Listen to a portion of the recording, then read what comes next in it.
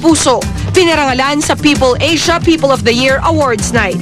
Malugod na tinanggap ni Mike Enriquez at Dingdong Dantes ang parangal na iginawad ng People Asia sa kanila bilang dalawa sa mga pinaka-impluensyal na Pilipino noong 2010. Some awards you treasure and cherish more than others.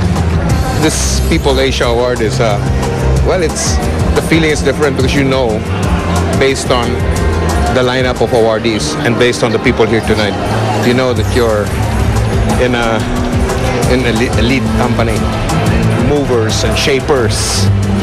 And it's such an honor and such great pride to be among them. Isa tong napaka-importanting gabi para sa akin.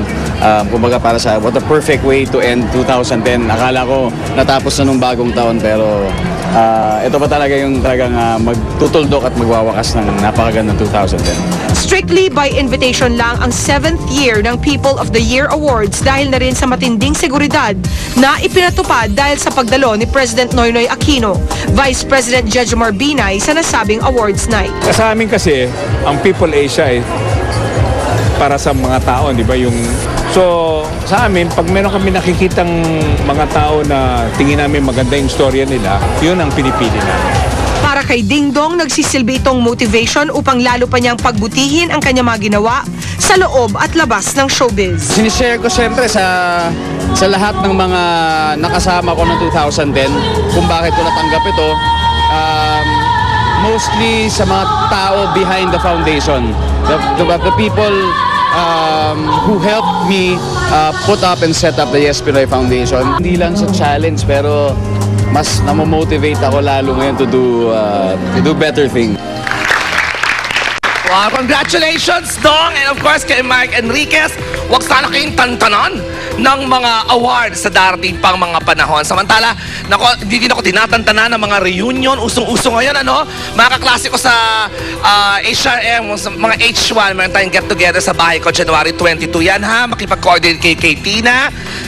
Samantala, ang UST naman, mga kapwa ko Tomasians, January 28 ang 400 years ng UST. Kumuha na ho kayo ng ticket sa Ticketnet. Magkita-kita po tayo dyan, mga kapwa Tomasians. At January 29 yung pinag-high school ang St. Anthony Nova School, 40th anniversary. Makita tayo sa Suns Grounds sa January 29 mismo. Salamat sa bench, sa lahat ng aking outfits sa Show Me the Money na mapapanood nyo na maya-maya lamang po dito lang sa GMA Hair Wash Salon. Thank you, Doc Jerry Benaventura. Doc, yung ate ko hindi pantay yung pustiso, tulungan mo naman siya. Ayan. At tatagali as for this beautiful jacket na mukha daw akong payat, sabi ni Songbird. Samantala, malala na nga ba ang sakit ni Senador Lito Lapid dahil matagal-tagal na daw ito absent sa Senado? Ano ba talaga ang nangyari sa Senador? Narito po ang sagot ng kanyang manugang na si Miss Tanya Garcia. Exclusive. Showbiz Central, exclusive. Ang katotohanan tungkol sa tunay na kalagayan ni Senator Lito Lapid at pagbabalik showbiz ni Tanya Garcia. Lumabas ang balitang matagal daw umabsent sa Senado si Senator Lito Lapid noong 2010 na ipinagtataka rin ng marami. Kaya't ang tanong, ano nga ba ang nangyari kay Senator Lapid?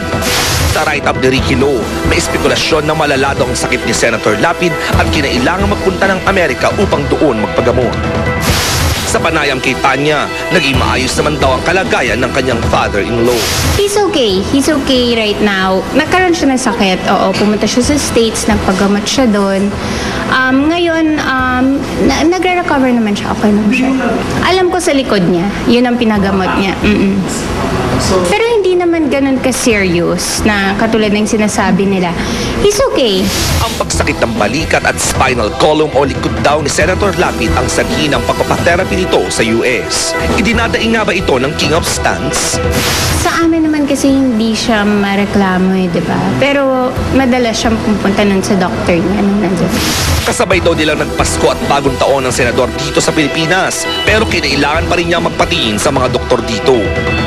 Healthy naman siya He's okay. Walang kailangan ibahala talaga sa kanya. Okay naman yung sinasabing seriously ill. Nagpagamot lang talaga siya, nagpa-therapy. Medyo matagal nga lang kasi yung therapy niya.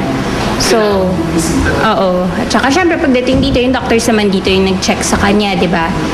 Pero wala naman, nothing serious naman na ano. Samantala, kumusta naman si Tanya bilang isang full-time mom? I'm okay. Kauwi ko lang. Kapapanganak ko lang. 2 months na yung baby ko. Hindi ba niya namimiss ang showbiz? Sarap, syempre. Kasi everyday, di ba, marami kang natututunan, marami kang nalalaman about yourself, hindi lang about your kid, about yourself also. Pero syempre, nakakamiss rin yung sa showbiz. Yung puyatan, yung walang tool. Super. Tutukan! Pati yung mga hindi namamansin, pwede kayong maging involved dyan. Wow, bongga! Again, if I did anything again, I'm sorry too. Ano na nga bang kahantungan ng Dedmahang Heart Raymond? Alamin sa aming special report.